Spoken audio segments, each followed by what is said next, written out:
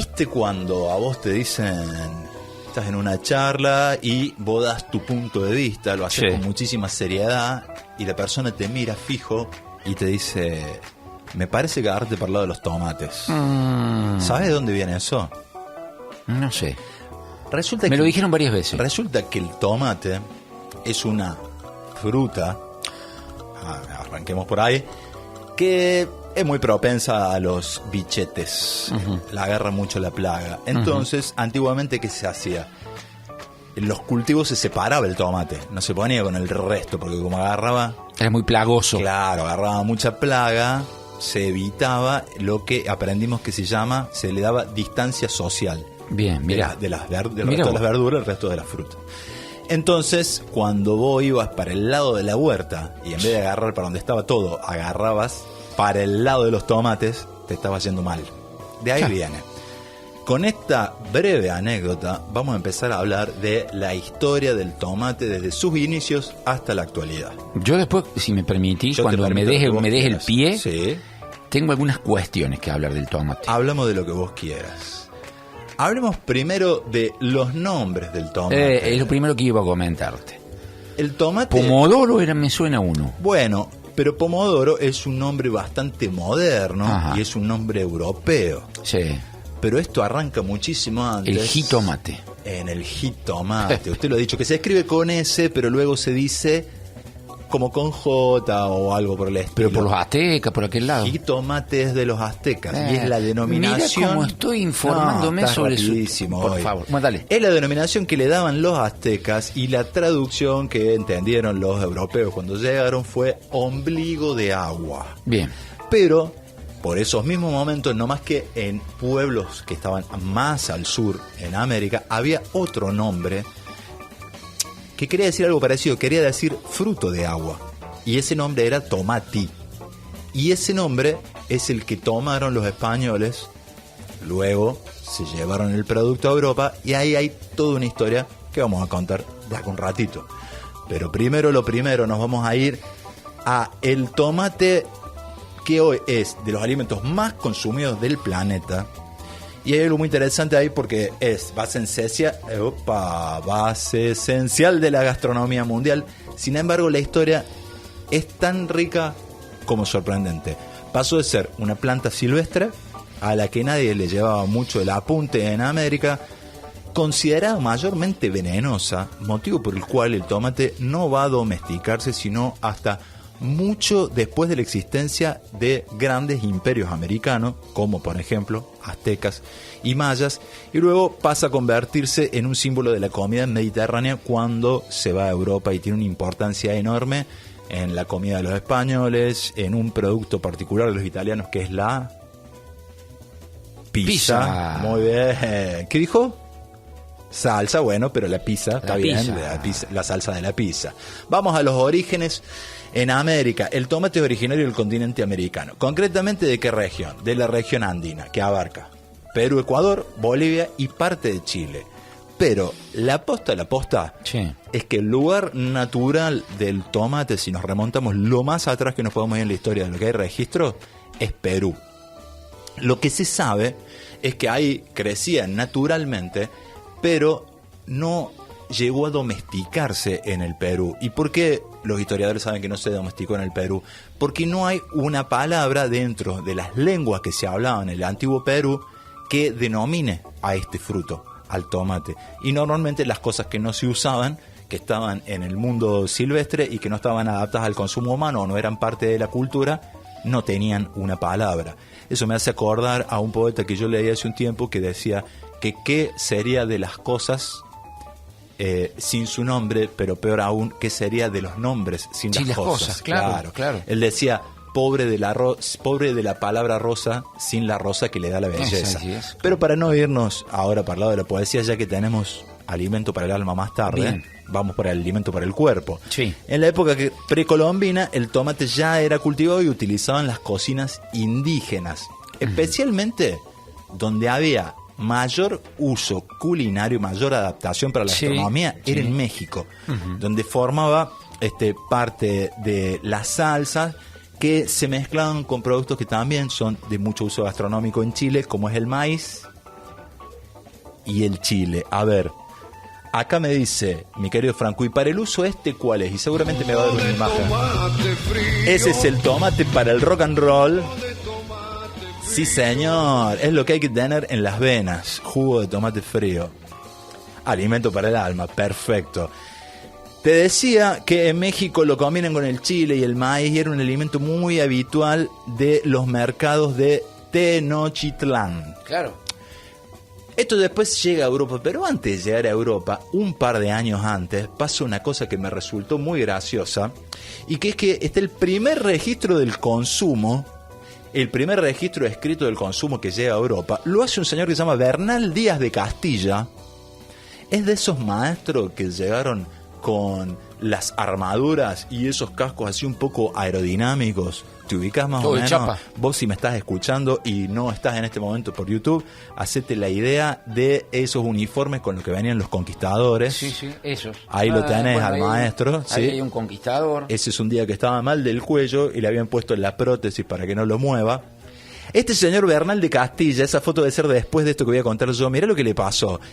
Él, en 1538, escribe sobre la existencia del tomate, que él lo vio y entendió perfectamente que era para el uso de alimentos y para preparar cocciones, porque lo vio de muy cerquita. El tipo estaba en Guatemala. Ajá. Y se metió en Guatepeor. Se metió en Guatepeor, pero literal. Claro, ese es el collar que le ponen a los perros, que viene del mismísimo para que no Bernal Díaz. Sí, exacto. Claro. Vos vas al veterinario y te dice, a tu perro le vamos a poner un Bernal Díaz. Y vos no sabes qué es, pero es eso. El tipo estaba en Guatemala. Pero toma. Se lo quisieron morfar los aborígenes. ¿A quién? ¿Al muchacho este? A este señor, a Bernal Díaz. Mira. ¿Y por qué el tipo sabía que el tomate era una fruta que se usaba en la cocción? Porque vio un hoyón bastante grande donde habían puesto unas zanahorias, unos ajitos y un fruto redondo que lo tiraban, digo, sin cortar ahí, le estaban metiendo hervor, y ahí luego iba un pedazo de carne que ¿sabes quién era? El humano. El mismísimo Bernal. No sé cómo, porque no lo cuenta la historia, el mostrizafo... Iba a ser en medio un puchero de Bernal. Iba a ser un puchero de Bernal, que hubiera sido el nombre que hubiera tenido esa comida ahora si hubiera pasado. ¿Querés un puchero de Bernal? Pero parece ser que el maestro Bernal era incluso más rápido que el Usain Bolt. Ah, mira. Y bueno, se escapa. ¿Cómo se escapa? No lo sé, te lo voy a contar otro día, pero él lleva la información a Europa. Él dice, che, hay un fruto que parece que queda muy bien con la carne. ¿Qué tipo de carne? No sé, no importa, dice. Entonces, yo no fui, dijo él. Claro, tras la conquista de América, el tomate es llevado a Europa por los españoles, esto alrededor del siglo XVI. Probablemente, te decía que lo de Bernal fue en el 38, acá dice probablemente llega en 1540. Y acá estamos hablando de 1500. Claro, en 1538 lo quieren cocinar a Bernal, 1540 llega a Europa, quiere decir que la corrida, o sea que tuvo escapando 2 años. De un continente a otro le llevó 2 años. Hay que correr de América a Europa. Epa. Bueno, lo llevan durante mucho tiempo. El tomate es considerado una planta netamente ornamental, no la usaban para cocinar, y en muchos lugares supusieron que tenía propiedades curativas. Sí. Coméntamelo. No, sí. Escucha, no, lo que te quiero... vos sabés, cuando uno... Te escuché la palabra fruta. Sí. En realidad es un fruto. Es un fruto, sí, no una fruta. Que puede ser una fruta o una hortaliza, depende de dónde lo ubiques, pero es un fruto, pero que lo podés usar como fruta, como hortaliza. Es medio que multifacético, ¿no? Y bueno, obviamente, perdón, que cuando vos dijiste algunas propiedades... Sí. Hay que recordar que todos los frutos comestibles, las propiedades se pierden cuando se eleva la temperatura. Entonces, claro, cuando vos vas a decir que una salsa de tomate es rica en algo, primero dedícate a estudiar un poquito. Comételo fresco, claro, el tomate. Comételo fresco. Entonces, tengamos cuidado, el tomate fresco. De hecho, esto que decís de la fruta, en Europa empiezan a tener como una disyuntiva con eso, porque cuando se meten ya más adentro en la investigación y ven con qué está hecho el tomate, se dan cuenta que es un alimento que es muy sano. Por eso también se come mucho cuando vos querés tener una alimentación más reducida en calorías y querés meter dieta, porque está constituido mayormente por agua. El 80 y pico %. Claro, pero luego tiene, por un lado, carotenos, que es lo que le dan el color, sí, pero también que tiene un leve gusto dulce, Sí. es porque tiene azúcar el tomate en su constitución. Y supuestamente eso prestó un poco a la confusión en los europeos si ponerlos con las frutas o ponerlos con las hortalizas. Con las hortalizas o con las o verduras. en preparaciones. Carlos Arguiñano, Sí. español, en sus, creo que está en vida, pero en sus recetas de cocina, que salió mucho por TV y demás, mucho tomate. En todas sus preparaciones, de una forma, de otra, como dulce, como salada o como bebida. Mira. Jugo de tomate. Jugo de tomate, el gazpacho. ¿No? El gazpacho. El gazpacho que lo toman como quien se toma una limonada. Pero creo que viene todo también del multiuso que tenía en esa época, que estamos hablando de aztecas. Exacto. De ahí para abajo. Vamos a ver, porque como te decía, en Europa primero lo usan de dos formas. Una ornamental. Ajá. Y la otra ¿Para adornar qué? Para adornar. Y por ejemplo, los centros de mesa. ¿Centro de mesa? Los centros de mesa.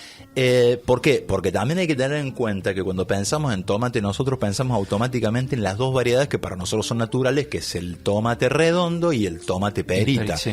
Sin contar que por ahí te aparece un cherry. Pero sí, claro. La realidad es que el tomate tiene muchísimas variedades, y esto ya lo he dicho alguna vez, que si les quisiéramos enumerar terminaríamos como Bubba en Forrest Gump cuando explica cuántas formas hay de cocinar camarones. Hay muchísimas formas de tomate, y cuando digo forma digo... Ahí está el jugo. No solo en... ¿Perdón? El gazpacho. Gazpacho, claro, no solo en la constitución, porque incluso los tomates, mientras más pequeños, menos contenido de agua tienen y son más fibrosos, sino que tienen distintas formas. Hay algunos que son alargados, más parecidos a una zanahoria, incluso el color. El color, a eso exacto, iba. Porque hay tomates rojos, Sí. hay tomates amarillos, sí. hay tomates más verdolagas. Así es. Entonces, bueno, claro, como características ornamentales tenía Obviamente varias. que va a ir por el color fundamentalmente y su forma, ¿no? Pero luego viene la adopción a la gastronomía europea, Sí. porque tenemos que meternos ahí para acercarnos más a lo que nosotros usamos el O sea, tomate. cara de tomate, por ejemplo, también está. Está el cara de tomate, estás del tomate. Estás del tomate. Muy claro. bien. Hacia el siglo XVII, avanzamos en el tiempo, el famoso tomate No, tomate las. El tomate comienza a ser aceptado como alimento principalmente en el Mediterráneo. Uh-huh. En Italia, mira, se convierte en un ingrediente esencial ¿de qué? De las salsas y de los guisos. Claro. ¿Por qué de los guisos? Y ahí también hay un dato interesante. Sí. Porque estamos hablando de una Europa no muy opulenta. Ahí entramos para pensar qué es el guiso, ¿no? Entramos a pensar que es el guiso. Punto. Pero una característica que tiene el guiso... ¿Son 3 dedos eso? Es el famoso copa 3 dedos. Una copa 3 dedos. Que la servían antes en Dolce Neve, para los que tienen más de 45... ¡Oh! La heladería Dolce Neve, ¿te acuerdas que decía algo está pasando en la ciudad? Bueno, no te voy a cantar el jingle ahora. Conocí el dueño, sí. Esa tal cual. Les recuerdo por las dudas, si nos están escuchando por radio y sienten que se están perdiendo algo, por favor vayan al grupo Radial Centro, suscríbanse al canal de YouTube, pongan like y véannos en la transmisión que en este momento sale por streaming, y llámenos al 45-35-000 o 45-35-000 o como quieras decirlo, y nos mandan el mensaje que quieran. Vamos a seguir adelantando porque si no después me echan. España y Portugal, por su parte, difunden el tomate hacia sus colonias. Sabemos que estos muchachos tenían bastantes colonias. Por todo el mundo, tenían, claro, por todo el planeta. Y unas bien distantes, sí. Viste que acá también decimos, agarraste para los tomates, sí. Y si te fuiste muy lejos decimos, te fuiste a la Conchinchina. Esto habla de Asia. Conchinchina. Claro, habla de Asia. Los portugueses y los españoles, claro, son los que lo llevan a Asia y también a África, especialmente a Filipinas, donde se integra en la cocina local Filipinas. De un modo muy, muy Filipinas fuerte. Es un tema. La fiesta del tomate. Eso que tenemos ahí, la famosa tomatina. ¿En España? ¿O no? Los muchachos se sacuden a los tomatazos. Vos sabés que yo una vez hice una pregunta muy tonta. Dije, che, pero un tomate bien pegado en la cara debe doler. ¿Y sabés qué me dijeron? No, bruto, son todos tomates pasados los que usan en la tomatina. O sea, madurito. Tomate por demás maduro, bueno, tomate blandengue. Eso me dijeron, no sé. Por lo que se ve en la foto deben ser amarillo eso, porque si no, no serían maduros. Yo de la mayoría de las cosas que hablo no he tenido la suerte de ir a verlas nunca, porque no conozco más que Villanueva y Hernando. Perdóname, ¿eso es en España? Eso te voy a decir. Creo que sí. Por la cara del señor que está medio arrodillándose, No. Esto es España. España. ¿Seguimos? ¿Seguimos y terminamos? Sí, querido. Durante el siglo XX, ya estamos en el siglo XX, aunque nos fuimos un siglo más adelante, el tomate se convierte en un símbolo de la cocina global. A ver, esa palabra. Muy famoso, por ejemplo, desde la pizza italiana, y ahí también te hago un pequeño paréntesis, hay un tomate que lamentablemente no recuerdo el nombre, pero se supone que la clásica pizza italiana tiene una salsa que se hace con un tipo de tomate. Después en España, un producto, como ya hablamos, muy característico, el gazpacho, y luego en América, en Norteamérica, las hamburguesas, el ketchup, que también es norteamericano. Bueno, de ahí nos saltamos a las innovaciones, a los productos actuales, pero hay que hablar también de las variedades del tomate y de los nombres que recibió. Vos recién decías del pomodoro. ¿Pomodoro dónde le dicen pomodoro? Le dicen en Italia. Y eso, ¿sabes por qué le dicen así pomodoro? Porque el tomate que primero llega a Italia no era rojo, sino amarillo, y ellos pensaron que era un fruto, no pensaron, le sonaba a un fruto de oro. No, es la designación del tipo de tomate. El fruto di pomodoro. Claro, entonces fruto decía di pomodoro. Una fruta de oro, ¿no? Y de ahí viene el nombre de ¿Y en España? Pomodoro. En España dicen, ¿me das tomate? Tómate. Sí. ¿Me das tomate? ¿Podrías darme tomate?